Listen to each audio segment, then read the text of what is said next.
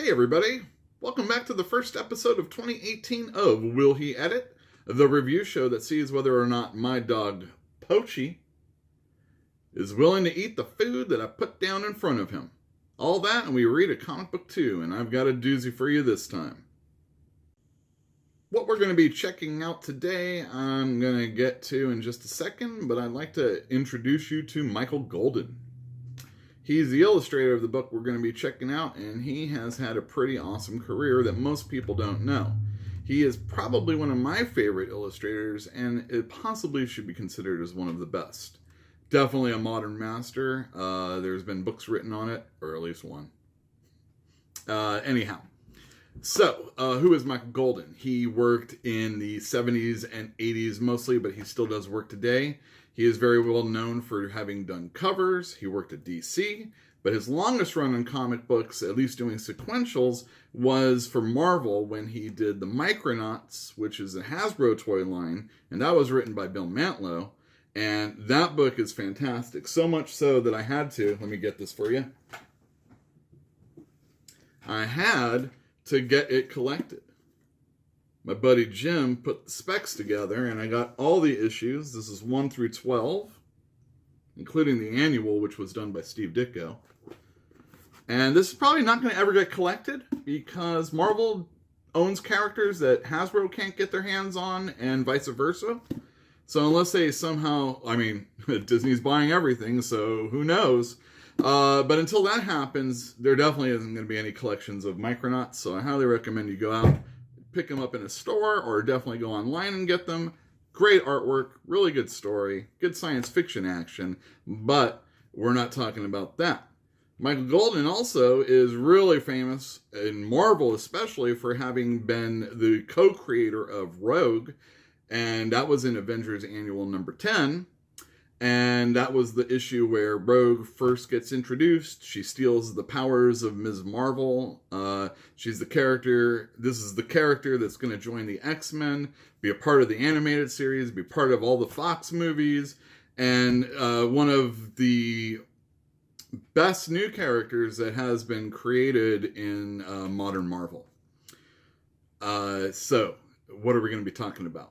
We're going to be talking about Michael Golden's creator-owned comic, Bucky O'Hare, which he published through Continuity Comics, along with Larry Hama as writer, who was also the editor of the NOM, so they had a working relationship already. They originally did Bucky O'Hare and an anthology book that Continuity put out, Echoes of Future Past, something like that. Maybe Distant Past. We'll get a picture up for you. Bucky O'Hare was very successful. This book is going to be issue number 1. It was published in 1991. It spawned a cartoon. It spawned a toy line. It got a lunchbox out there that I totally purchased in my 20s. Don't judge. I like Bucky O'Hare quite a bit. I even got some of the toys. So, you're in store for a treat. And not only that, we'll see if Poachy's willing to eat some of the food I put down. So let's get to the kitchen. All right, everybody. As usual, we've got a previously eaten out of bowl right here, and we've got a clean bowl. The food that's left over from here, I erroneously said it was a Newman treat. It wasn't. It was Rachel Ray's. Let me see if I can get that for you. It was Rachel Ray's Nutrish Peak. Oh, horrible name. Anyway, he doesn't really like that. Of course, like I've said in the past, he has very few teeth, and these are more round, and the less he has to, less difficulty, the more he'll eat. I also have in here, the wet stuff is Paul Newman's, that's what I meant, Paul Newman's dog food. He doesn't really love this unless I put real food in it, and then just mash that shit up. He'll eat some. What we're working with today, I am not using Bill Jack, his normal dry food. Instead, I went to a different store and got Whole Earth Farms grain-free recipe.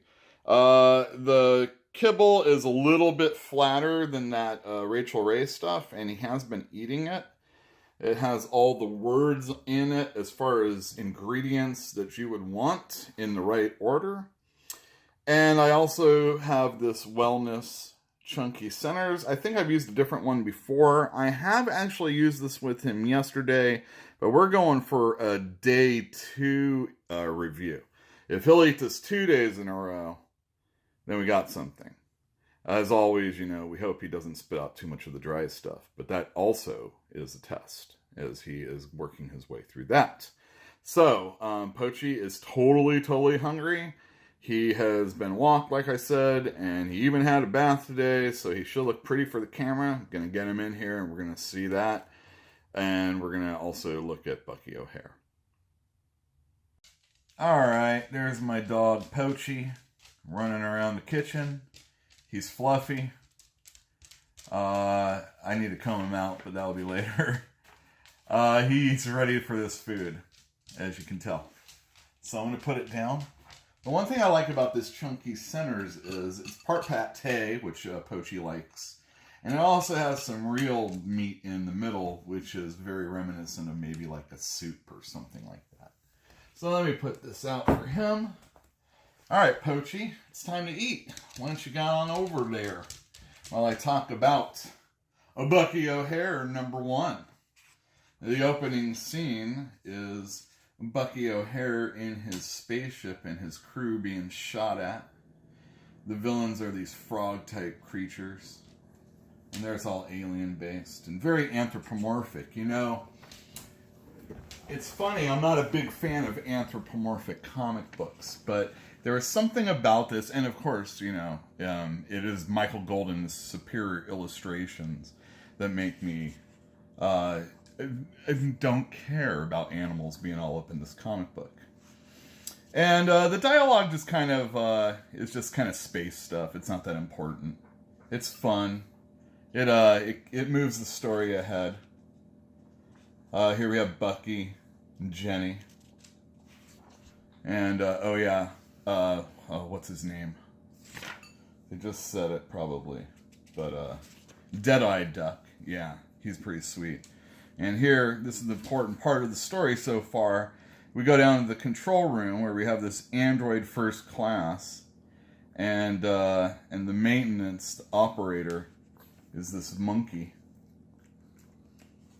And I don't know why he likes banana oil, but you should look up the prices for that. And if anybody's ever willing to buy me some. Woo. Anyhow, the robot named Android First Class, Blinky, he talks about the repairs. And here we have this this guy here talking about here's this important part of this unit don't even coexist in the same continuum with this. And I probably needs more of a New York accent or something. Anyway, they get hit.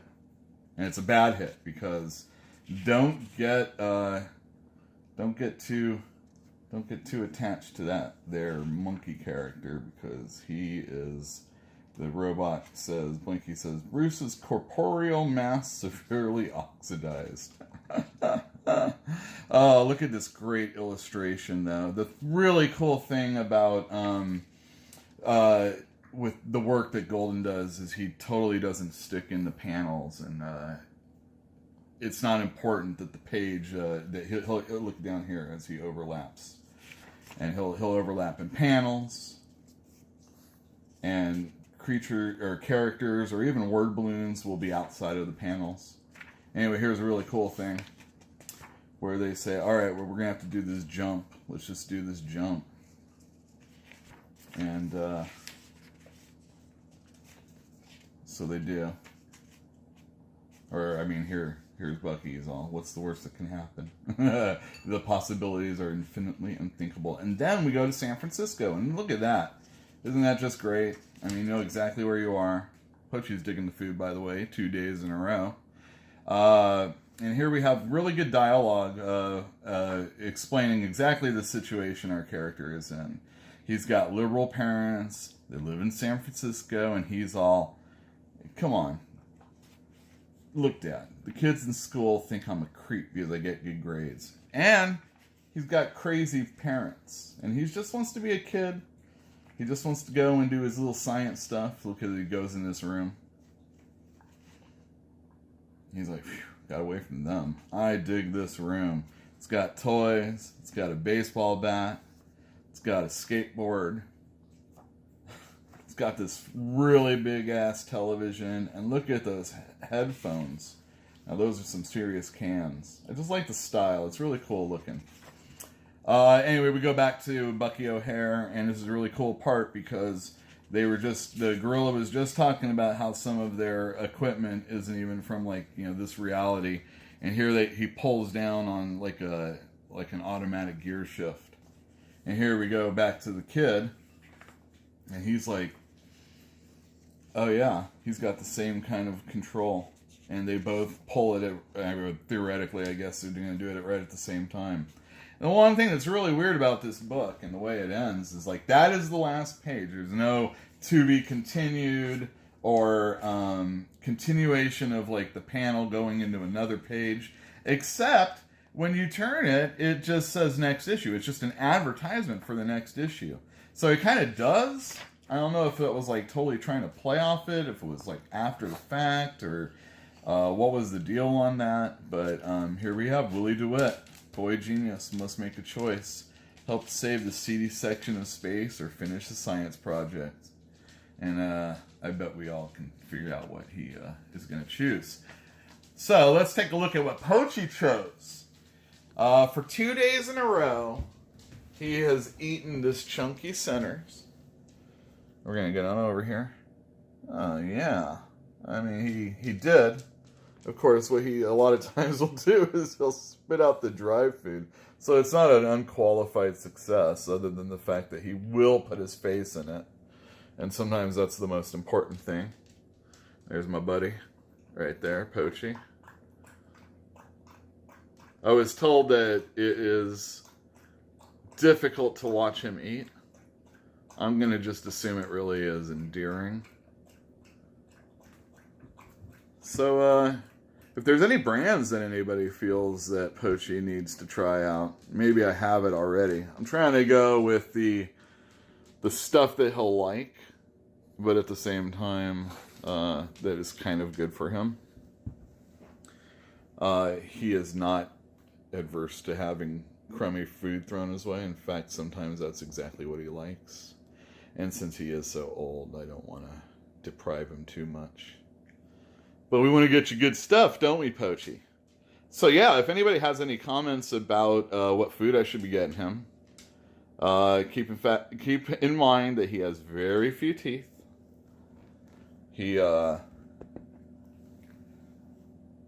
good boy though, and he's always looking to sniff around at something. So let me know in the comments down below if you have anything for Pochi.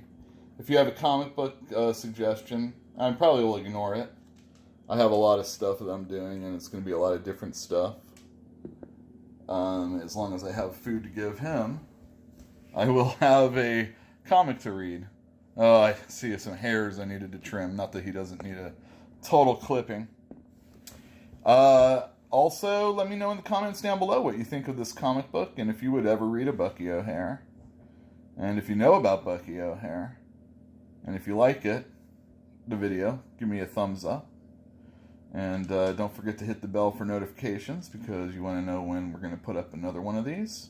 I'm sure there's more I want to say, but until then, I hope you have had a happy new year so far, and we'll see each other next time.